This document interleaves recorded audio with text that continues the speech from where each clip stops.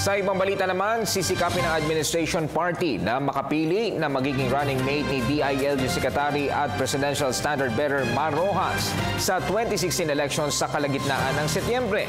Sinabi ito ni House Speaker Feliciano Belmonte sa report na patuloy ang paghihintay ng Liberal Party sa desisyon ni Senadora Grace Poe.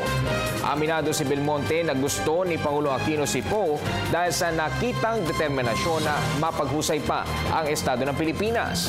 Samantala, giniit ni Belmonte na pinapayuhan nila si Rojas na mas maging matapang sa mga batikos laban sa kanya. Aminado naman si Belmonte na wala sa karakter ni Rojas ang pagbanat o pag-atake makipag-away. Mahal ni Presidente si Grace Poe at gusto rin niya si Grace Poe talaga.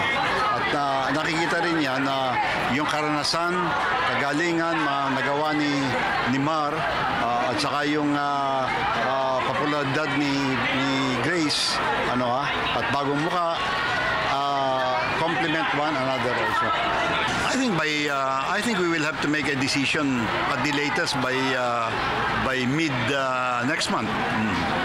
Kasi proklamasyon. Kasi Mare hindi wala sa karakter niya yung nangaatake o nalaman lang niya paano ipaliwanag yung sarili niya. At maski ako ngayon ang pinapayo ko sa kanya, kailangang marinig din natin hindi lamang yung adhikain mo na ipagpatuloy ang mga nagawa ni